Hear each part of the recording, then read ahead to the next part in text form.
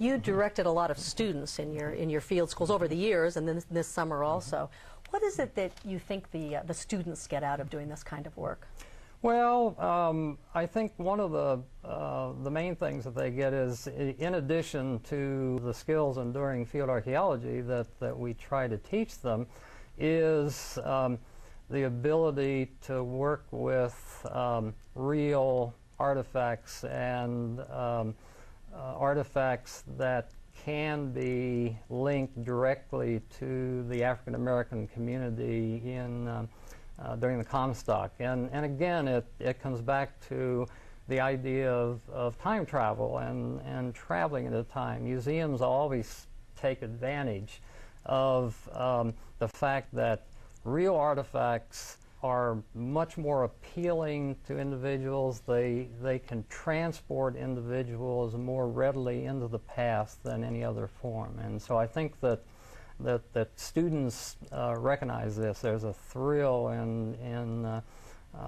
finding, as one person put it years ago, a piece of the true cross. It transports you back in time in a way that no other source of information can do. As fun and engaging and intriguing as archaeology can be, it all costs a lot of money. This excavation wouldn't have taken place without the support of the State Historic Preservation Office. We will be speaking with the director of that office after the break. Archaeologists toiled away for 5 weeks in the summer of 2000 with major support from the State Historic Preservation Office. Ron, how is it that the state is in the position of promoting archaeology and historic preservation? Well, the Historic Preservation Office, created in 1977, was mandated both by the state and the federal government to do what it could to encourage saving old buildings and dealing with archaeological sites. And the archaeological sites can be really problematic because they're often either undiscovered, so you have to go find them, and then they're can be pretty costly to excavate them and to deal with all the artifacts that you find. Archaeological sites are also vulnerable to vandalism because people love the past and they want to pull out what they can of it. So there are many different challenges that one deals with archaeology. Is it safe to say that the Boston Saloon project would not really have come about without the involvement of the SHPO office? Oh, there's no way that this project could have been put forward. It is a very expensive process, and we've had to put some funds into it to make it happen. We feel it's really worthwhile because of all the insight that we're gaining from it. Will the findings, do you think, eventually have the kind of impact on the interpretation of history that will change how we look at things on the Comstock? It's already affecting it, and it'll only have more of an effect on it. And I think that's on several levels. As a historian dealing with the Comstock, I can tell you that what we're learning about how the Boston Saloon and the African American community and the other parts of the community all interacted and worked together, and what it was like to be an African American in the West is reshaping our understanding of the past. But I think there's also a point that it's extending a sense of ownership, I hope, to the African American community in general of the West and in the entire nation.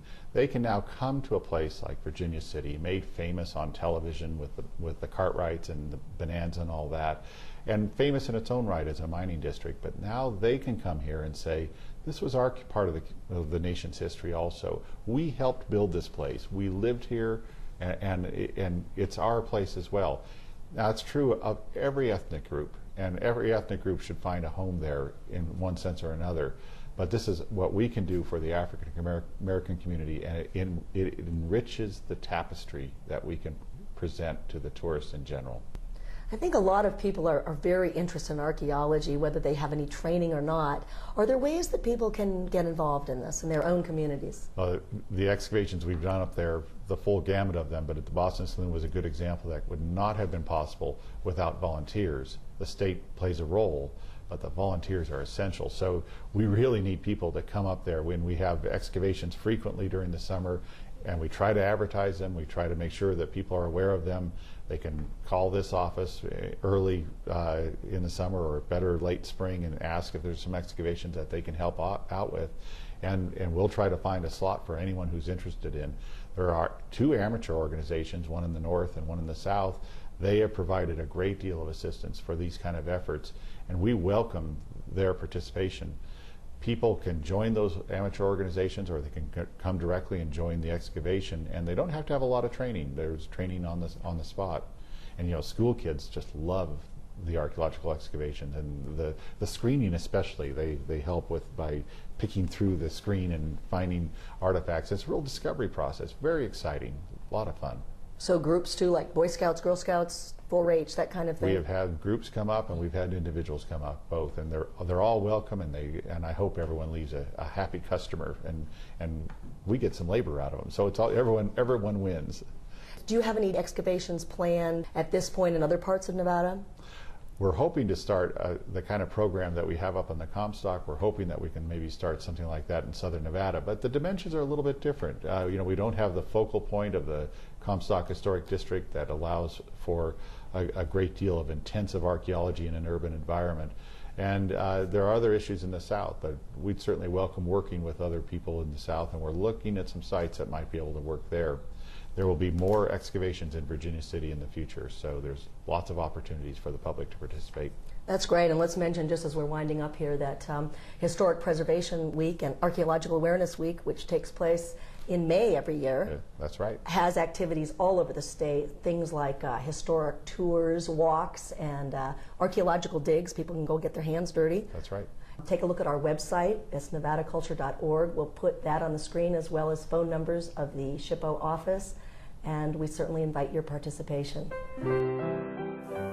If you would like to help preserve and celebrate Nevada's historic and archaeological sites, contact the State Historic Preservation Office by calling 775-684-3448 or at our website at nevadaculture.org. The Preservation Office is a part of the Department of Cultural Affairs, along with the Nevada Arts Council, Museums and History, and the State Library and Archives.